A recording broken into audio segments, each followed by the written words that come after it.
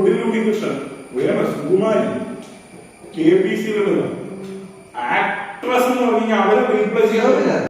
Hello guys, welcome back to my YouTube channel. അപ്പോൾ എല്ലാവരും സുഖമായിട്ട് സന്തോഷമായിട്ടിരിക്കുകയല്ലേ? ഇന്നും നമുക്ക് കോളേജുള്ളൊരു ദിവസം കണ്ടാലോ? ഹോസ്റ്റലും കോളേജും അല്ലാതെ നിനക്ക് മറ്റൊന്നും കാണിക്കാനില്ലേ ചോദിക്കുന്നവരോട് നിങ്ങൾ എൻഗേജ്ഡ് ആക്കുന്ന പുതിയ വെറൈറ്റി കണ്ടന്റുമായിട്ട് ഞാൻ ഉടനെ വരുന്നതായിരിക്കും.